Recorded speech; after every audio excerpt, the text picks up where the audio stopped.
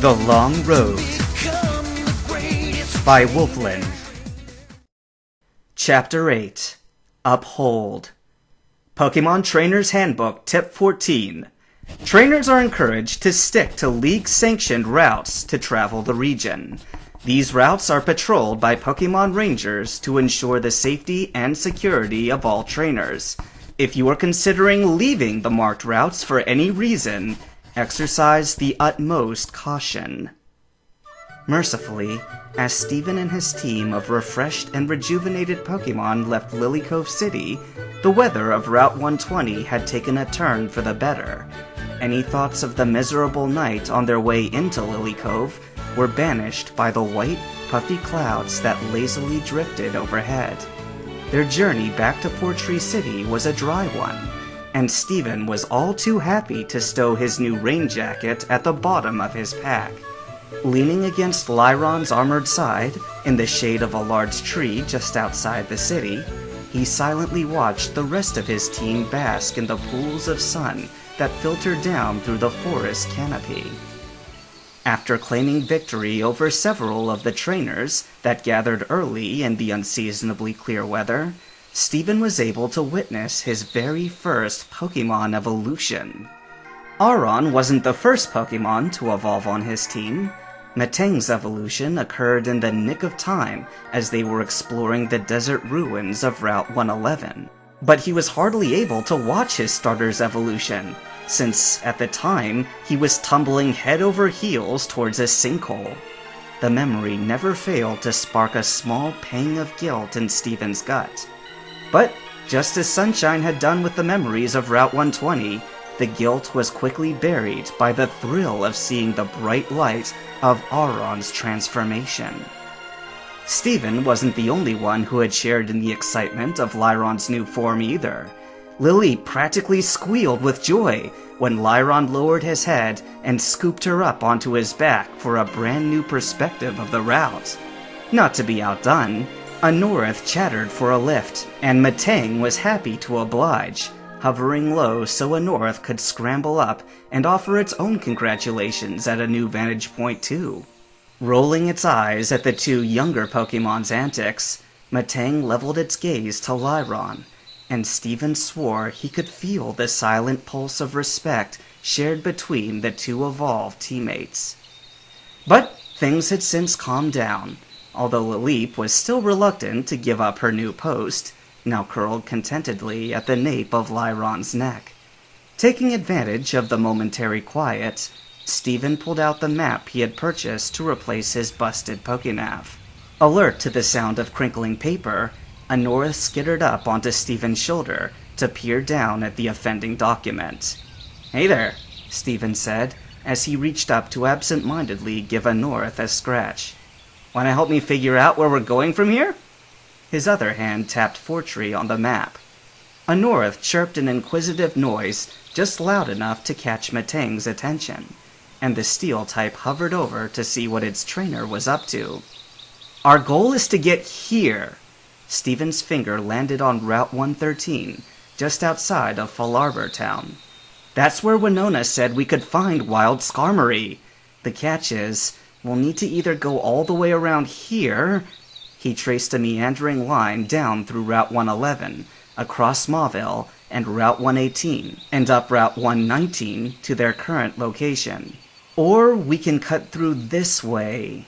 His voice trailed off after slicing a line across the unmarked extents of the map that lay directly between Fortree and Route 113, and Metang hummed thoughtfully.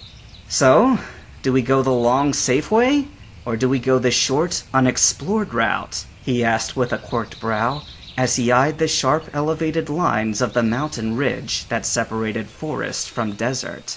A huff of air from behind told him that Lyron was now interested, and he tilted his head back to see Lilip's two yellow eyes peering down.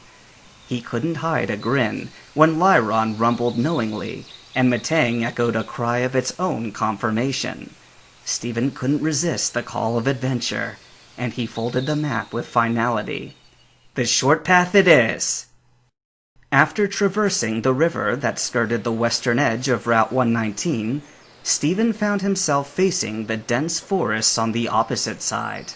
Although Route 119 could hardly be called manicured, the tall grass that covered the route was simple to cross when compared to the thick underbrush of these woods. Lyron didn't even make it a few yards past the tree line before he got stuck, and poor Lilip stumbled and tripped over the snarl of roots on the forest floor. Even Matang had difficulty weaving its way through the tangled bushes and shrubs. With much reluctance, Stephen had recalled them to their Pokeballs, leaving only the nimble Anorith to help Stephen cut his way through the untouched forest. The hike was slow going, even with Anorith's assistance, and it took the rest of the day to reach the base of the mountains. As rocky outcrops began to push the thick tree trunks aside, a heavy shadow fell over the thinning forest. The setting sun was rapidly swallowed by the imposing cliffs that blocked their route. Pushing on through the growing darkness, Stephen was thankful to find a decently sized clearing in the trees near the base of the mountains. Setting up camp for the night here would allow him to tackle the daunting vertical ascent first thing in the morning, provided he couldn't locate a cave that would cut through the range rather than over it. With the mild weather holding steady, Stephen opted to forego his tent and sleep under the stars with his Pokemon that night. The clearing he had chosen for the camp was quite spacious and gave Lyron plenty of room to finally stretch outside its Pokeball. Ringed with trees on one side and flanked by the steep mountain walls on the other, the natural barriers meant that the wind only rustled gently through the treetops, leaving the night sky as a neatly framed window that peeked through the tall, leafy silhouettes. Tucking both arms behind his head with a sigh, Stephen marveled at the stars that burned brightly overhead. He'd missed this view for the past month. The normally overcast skies around Fortree and the omnipresent electric lights of Lilycove meant that he hadn't had an unobstructed view of the heavens for quite some time. A sleepy snort from Lyron told him that his team was far less enthused by the natural splendor, and he grinned as he felt his own eyelids growing heavy. Stephen wasn't sure which sound jolted him from his slumber first, Anorith's distressed trills or the terrifyingly loud roar that came from overhead. All he knew was that when his eyes snapped open, the clearing around them was lit up with an unsettling amber light. "What's happening?" But in the glowing ambiance, Stephen could see the look of confusion and terror was shared amongst all of his Pokemon.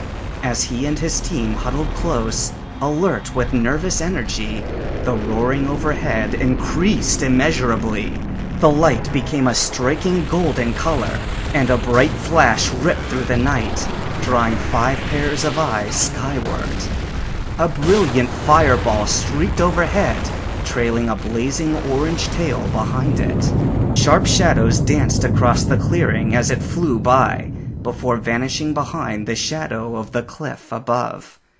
The sky still held an eerie glow as Stephen and his Pokemon sat in stunned silence at what they had just witnessed. Stephen was just opening his mouth to speak when the sky exploded with light once again, accompanied by the ground shaking fiercely beneath their feet.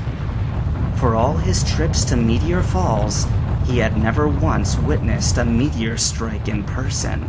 But even as he sat, shaking in awe of its terrifying power, he couldn't help but marvel at just how close they had been to such a rare event. Adrenaline fading, he gathered Anorith and Lilyp reassuringly in his arms before sidling up to Lyron with his pillow. Despite the rude awakening, with Matang settling in at his feet, Stephen eventually slipped into a peaceful slumber.